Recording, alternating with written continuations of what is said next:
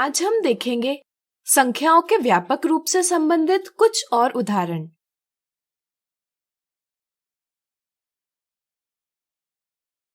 यदि 56,892 का व्यापक रूप यानी जनरल फॉर्म 10,000 गुना x धन y गुना 6 धन 100 गुना z धन 10 गुना 9 धन 1 गुना 2 है, तो x, y और z कौन से अंकों यानी डिजिट्स को निरूपित करते हैं? हम 56,892 का व्यापक रूप 10,000 गुना 5 धन 1,000 गुना 6 धन 100 गुना 8 धन 10 गुना 9 धन 1 गुना 2 इस प्रकार लिख सकते हैं। अगर हम इसकी तुलना दिए व्यापक रूप से करेंगे तो हमें ज्ञात होता है कि x बराबर 5 है, y बराबर 1000 है और z बराबर 8 है। अगला उदाहरण, यदि अंक यानी डिजिट d को 10 से और t को 100 से गुना किया जाए और इन्हें जोड़ दिया जाए तो प्राप्त संख्या क्या होगी? चलिए पता करते हैं प्राप्त संख्या क्या होगी। यदि अंक d को 10 से और t को 100 से गुना किया जाए तो इससे हमें संख्या का व्यापक रूप प्राप्त होगा 100 गुना t धन 10 गुना d। इस संख्या में t 100 के स्थान पर है और d दहाई के स्थान पर है। इकाई के स्थान पर कोई भी अंक नहीं है, इसलिए हम यहाँ स्थान धारक यानी प्लेस होल्डर 0 का प्रयोग करेंगे। इससे हमें संख्या प्राप्त होगी TD 0।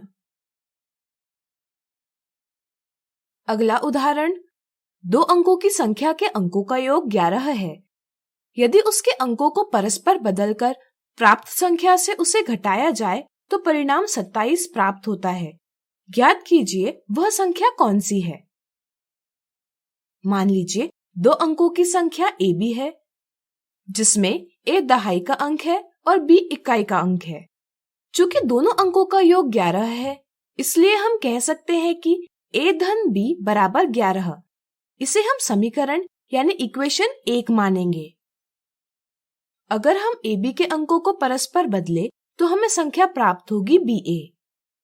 दी स्थिति के अनुसार BA ऋण AB बराबर 27 है। हम BA को व्यापक रूप में 10B धन A लिख सकते हैं। इसी तरह AB को व्यापक रूप में 10A धन B लिख सकते हैं। इससे हमें प्राप्त होगा BA ऋण AB बराबर 10B धन A ऋण 10A धन B बराबर 10B ऋण B धन A ऋण 10A, यानी BA ऋण AB बराबर 9B ऋण 9A। चूंकि BA ऋण AB बराबर 27 है, इसलिए हम कह सकते हैं कि 9B ऋण 9A बराबर 27 है। यह हम 9 कोष्ठक के बाहर ले सकते हैं। दोनों पक्षों को 9 से विभाजित करने पर हमें प्राप्त होगा B ऋण A बराबर 3। इसे हम समीकरण 2 मानेंगे। अब दोनों समीकरणों की सहायता से हम A और B का मान ज्ञात कर सकते हैं।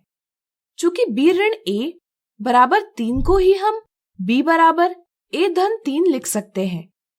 अब हम पहले समीकरण में B का मान रख सकते हैं।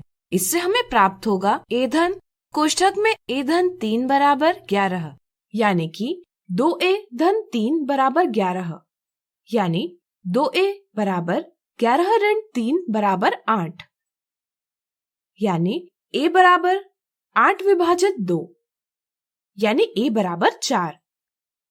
चूंकि A बराबर 4 है और B बराबर A धन 3 है, इसलिए हम कह सकते हैं कि B बराबर 4 धन 3 बराबर 7 है। इस तरह से वांछित संख्या AB होगी 47। तो आज हमने देखे संख्याओं के व्यापक रूप से संबंधित कुछ और उदाहरण।